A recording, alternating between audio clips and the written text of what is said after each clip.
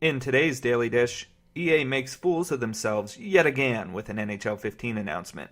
The patch for EA Sports UFC today has added the 4 new legends to the roster, more on Super Mega Baseball, and a summary of the latest Press Row Hangout. In another embarrassing PR move by EA Canada in relation to its NHL series, the quote-unquote new era announcement, which had been promoted on their website, turned out to be practically nothing, even after the hyperbole of calling a mundane patch in October the greatest day in EA NHL history, setting up a community team for feedback and selecting no one from a website they promoted it at and promised they'd be taking 2 from, not having changed a single player rating post-release, and of course everything before release where they attempted to hide all that would be missing from the game. They apparently haven't learned anything. So what is this new era of NHL? Guess what? It's a new card for Ultimate Team, but it's not even a new player. Patrick Waugh can now be had as an Avalanche and not just a Canadian. The ratings for the two aren't even any different. This has to be one of the lamest announcements ever, even though we suspected it wouldn't be much, and that it would probably be Ultimate Team related since that's all the company cares about now. Not even Ultimate Team fans can get excited about this. Nothing EA has done with NHL pre- or post-release would lead anyone to believe that they know what they're doing now and that next year is in good hands. With a series that could be in danger of cancellation if it doesn't return to form, considering sales have plummeted this year and dropped even in the years leading up to it, that's scary to think about.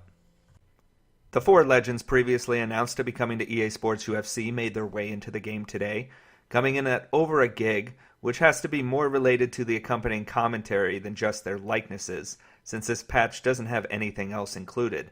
That now makes for 18 new fighters added to the game since release. Brock Lesnar, Rampage Jackson, Matt Hughes, and Mark Coleman come in rated in the high 80s to low 90s, which is odd considering they're so-called legends, but mediocre current fighters are rated right in that same range. The support for UFC has been excellent. Several patches have improved gameplay, and the added fighters have rounded out an initially fairly weak roster. But even at under $14, the game didn't draw a lot of attention recently. Maybe CM Punk, as I talked about on Monday, being added to the game in the months ahead would give it a much-needed boost.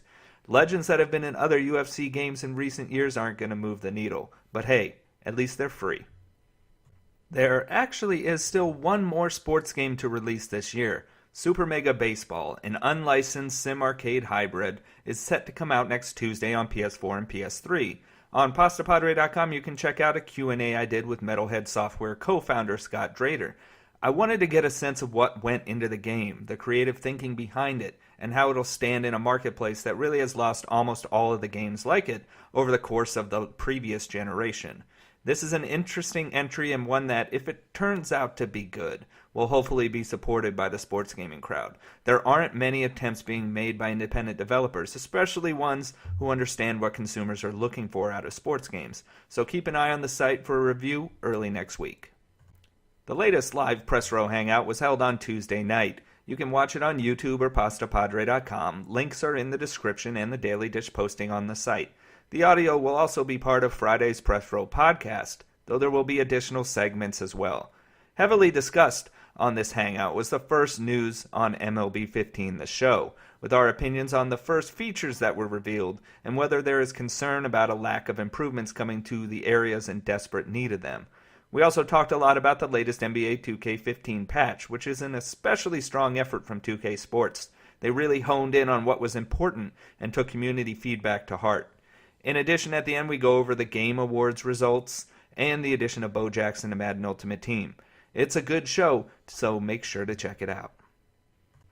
Thanks for listening through today's Daily Dish. Be sure to visit Pastapadre.com for all the latest sports gaming news and analysis, updated every single day. Follow me on Twitter at Pastapadre and subscribe on YouTube.